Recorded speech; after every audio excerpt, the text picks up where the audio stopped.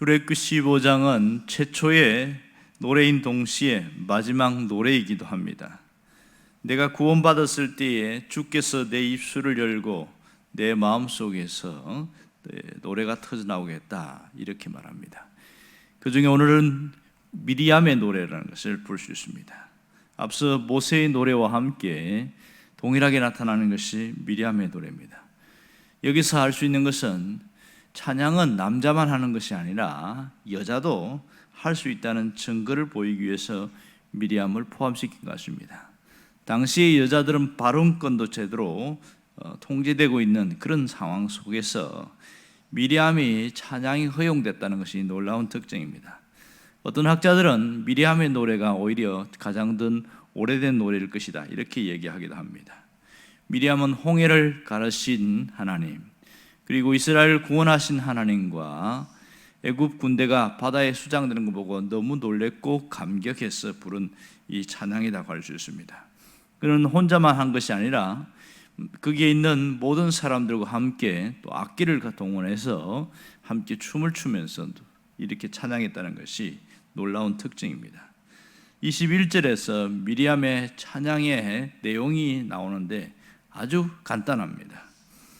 너희는 여호와를 찬송하라. 그는 높고 영화로우시며 말과 그 탄자를 바다에 던졌음이로다. 미리암의 노래의 핵심은 하나님과 하나님이 하신 일에 대하여 그렇게 하고 있습니다. 이 짧은 구절로 압축된 그 노래, 이것은 굉장히 오랫동안 전해 내려왔다는 것을 알 수 있습니다.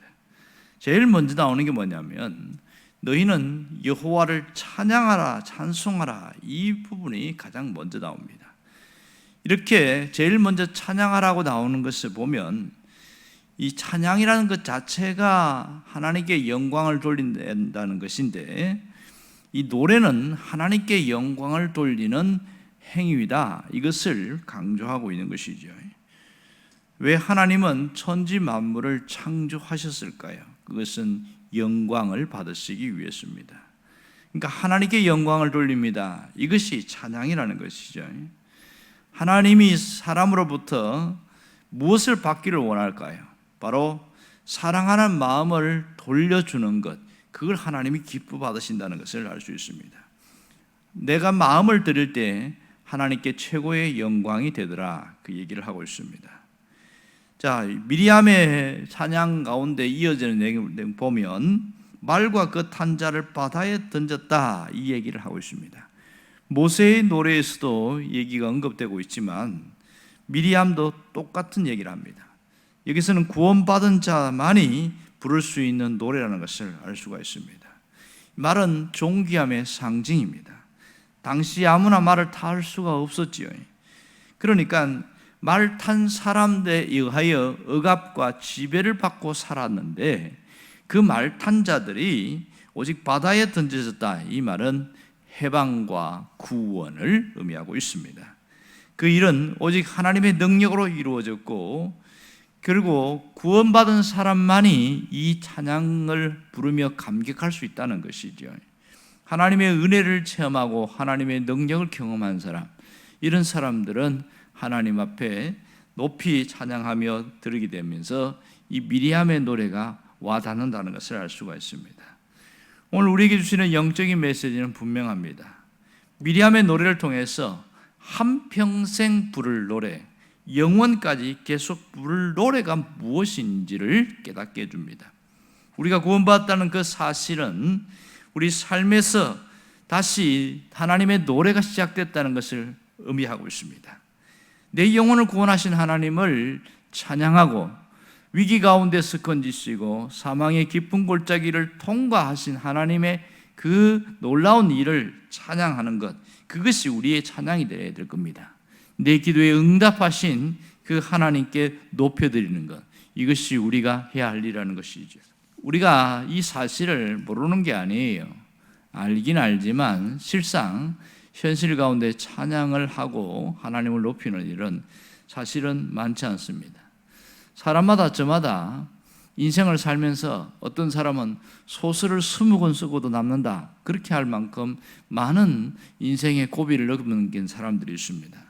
저마다 산다는 것은 자신이 뭔가 마지막 할 말을 남기는 것이다. 어떤 분은 그렇게 얘기하더군요. 정말로 마지막 죽을 때의 한마디가 그의 인생이다. 그렇게 얘기합니다.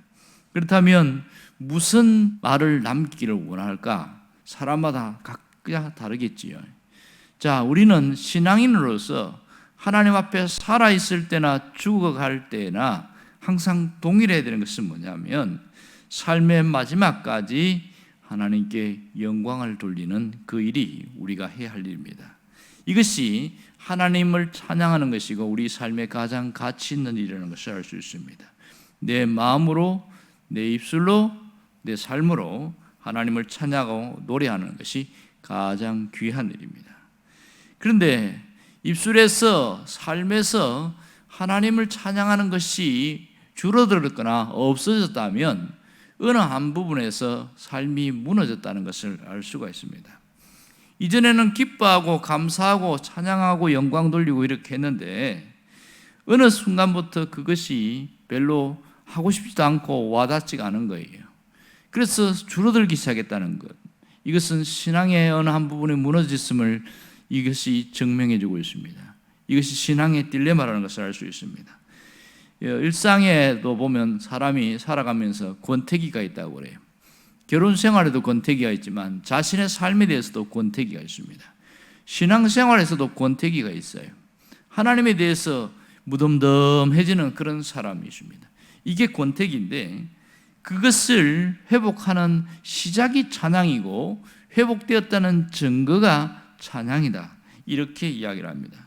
정말로 그런 것 같아요. 어떤 권사님이 갑자기 얼굴이 활력이 생겨서 막 이렇게 교회로 왔대요. 목사님이 요즘 무슨 일이 있습니까?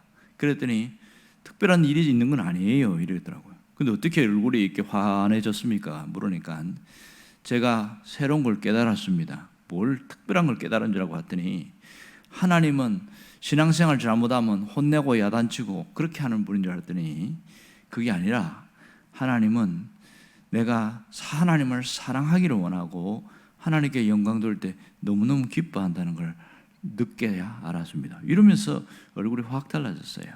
사람이 깨달을 때 변화가 생기는 거 아시죠? 여러분, 하나님을 사랑하면 영혼이 살아납니다. 하나님을 찬양하면 삶의 활력이 생긴다는 것을 알 수 있습니다. 그러니까 하나님을 사랑한다는 것을 생각하는 것과 표현하는 것은 확연하게 다른 것을 알 수 있지요. 이 찬양을 할 때에 다양한 방법, 다양한 기구, 도구를 통하여 할 수 있다는 것을 오늘 여기서 보여주고 있습니다. 미리암의 찬양은 정말 보통 찬양은 아닙니다. 여기 보면 소고치며 찬양했다 그러는데 그것이 탬버린이에요. 탬버린은 주로 어디서 많이 흔들린 줄 아세요? 노래방에 가면 반드시 탬버린이 하나씩 다 있습니다. 그러니까 노래 부를 때 그냥 부르지 말고 탬버린 치면서 신나게 부르라, 뭐 그런 의도도 있겠지요.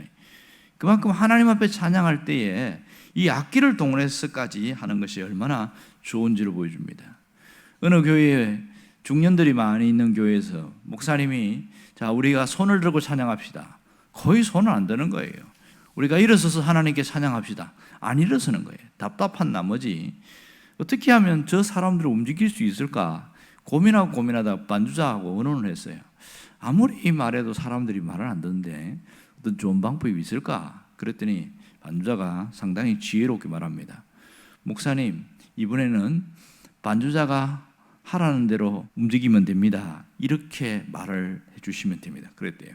그래서 정말로 반주자가 하라는 대로 여러분이 따라하세요. 이렇게 했어요. 그래서 되게 궁금했어요. 목사님도 뭐 할까? 그랬더니 이 반주자가 갑자기 펜데레베시아 있죠. 거기에 있는 할렐루야를 쫙 연주하기 시작하는 겁니다.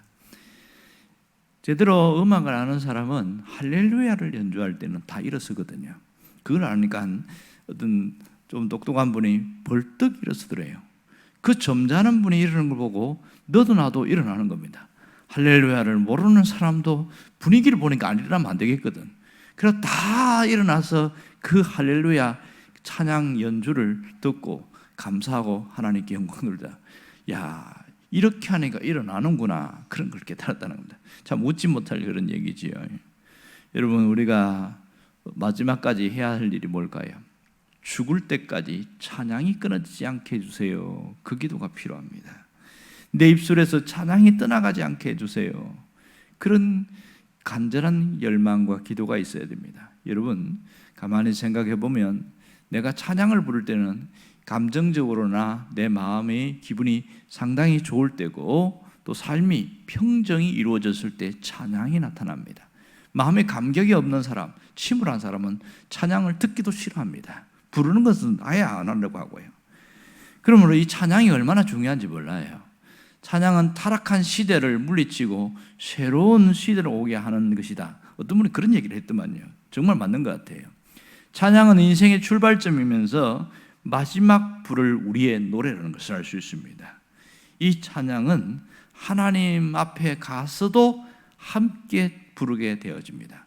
그래서 요한계시록 보면 수많은 성도들이 하나님 앞에 갔을 때 모두 뭐 합니까? 다 하나님께 찬양과 경배를 드립니다. 이것을 우리가 이 땅에서 매주마다 연습을 하고 있는 것이죠. 그러면 이 가치와 소중함을 알면 이 땅에 살아가면서 찬양을 소중히 여기고 찬양을 부르고 찬양으로 하나님께 영광 돌리는 그런 사람이 되면 참 좋겠다는 생각을 합니다. 여러분, 그 신명기가 누가 쓴 거 아시지요? 모세가 죽기 전에 마지막 고별 설교가 신명기입니다. 그러니까 설교로 하면 3편의 설교가 신명기인데, 그 마지막에 모세가 뭐라고 당부하냐면 신명기 32장에 보면 자신이 이 엄청난 일을 시작할 때 찬양을 마지막에 32장 전체가 모세의 노래거든요. 그 노래를 꼭 다른 사람들도 후손들이 부를 수 있도록 부탁을 하고 죽습니다.